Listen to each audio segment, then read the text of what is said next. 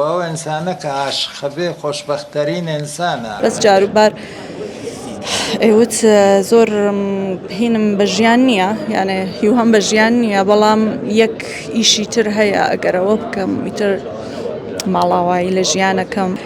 دوای ئەوە عمری خۆم کرد کات بۆ خەو و استراحەت زۆرە. 6 ساڵ تەمەنی لانیکەم 50 ساڵی بە کتێب خوێندن ڕۆیشت. بە حکمەوەی کە مامۆستا باسکەمەندی لە باشوور نەئەژیا لەوانەیە هەندێک دیوی ژیانی هەبێ یاخود هەندێک سیفاتی ژیانی هەبوو بێت شارەزای نەبێ هاوڵاتیان چی تایبەت بوو لەوە؟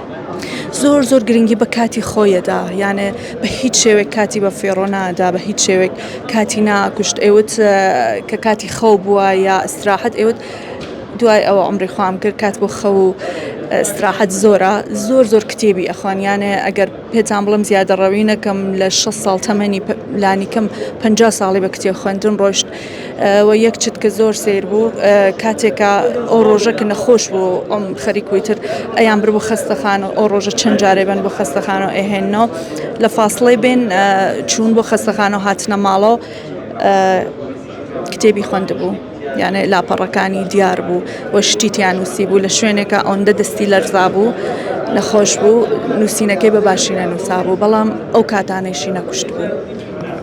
ئەو تێکستانی کە هەیە بۆی کرد بە گۆرانی تا چەندێک پێوی سەرقاڵە بوو تاکو تێکستێکی دانا بە گۆرانیشی زۆر بەهرێکی عەجیبی لەو شتا هەبوو کە مێلۆدیکی ئەبیست ڕێکی زانی چە گۆرانی چە وشێک لەکوێ ئەبێ دابنرێ.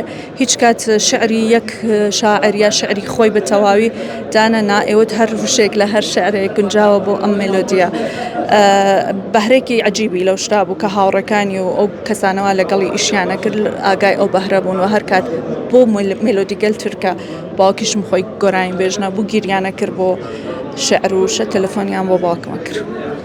کەم گۆرانی زۆر تایبەت بوو لە لای خۆی چی زۆر خۆشەویست لە گۆرانەکانە؟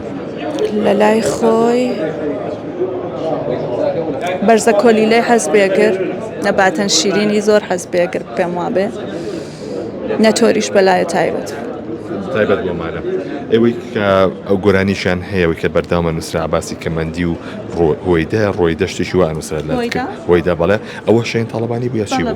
بەڵێ وا بزانم ئەو کاتە ناوی مستعاری بوو، ناوی هۆنەریەکەی پێم وابێت من نازانم بەڕاستی باهین نەکەم زۆریش دڵنیانیم، بەڵام پێم وابێت تەنها کەسێک کە باوکم ئافرەت لەگەڵی خوێندبوو خەتو شەین تاڵبانی بوو.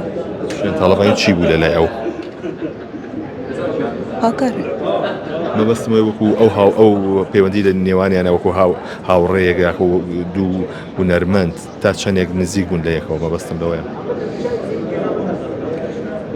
بەس هاوکار بوون زۆر نزیک نەبوون، یانێ ماوەیەکی کورت ئەو چەند بەرهەمیانە خوێندبوو باوکم دەنگی شەهینی شەین خاتو شەهینی زۆر بەدڵ بوو، ئەوە دەنگێکی ژنانە و ناسک و جوانی هەیە، هەستی ژنانەی تیا زۆرە و لەو کاتە پێم وابێت لە سناوا بوو هەر لە کەلتوری کوردیاوا بوو کە ژن نابووە گۆرانی بێژ بێەوە هەوڵی زۆریدا کە ئەو بەهرەیە هاتیە ئەو بەهرەیە بەخۆی کۆمەڵگە و ئەو کەلتورەکە هەیە نەکوشتێت. چەند ساڵ یەکتریان نەبینی؟ زۆر ساڵ یەکتریان بینیەوە؟ بەڵێ ئیتر ساڵها گوزەرا کە ئیتە هەتیان تەمەنیشیان کشابوو یەکتریان یانش خاتو شەین چەند دەحەیەک هات سەردانی ماڵی ئێمەی کرد بۆ بینینی باوکم. هیچ بەرهەمێکی هەیە مامۆستا تا ئێستا بڵاو نەکرابێتەوە؟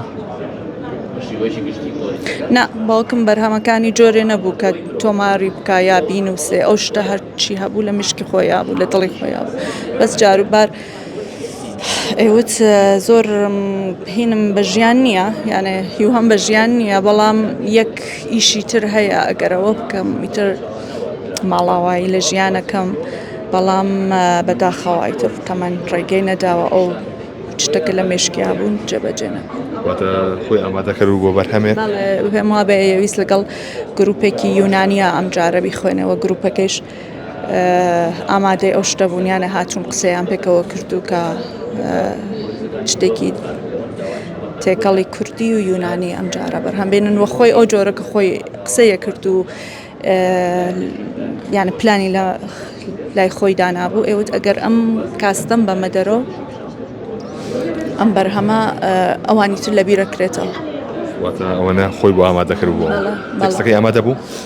ئەڵێم تەکسەکانیشی حتممە ئامادە کردووە بەڵام خۆی ئستایلی ژیان خۆی ئستایلی کارکردنی ئەوە نۆداینشە بینوسێ هەرچی بوو لە عشقی خۆیان بوو لە دڵی خۆیان.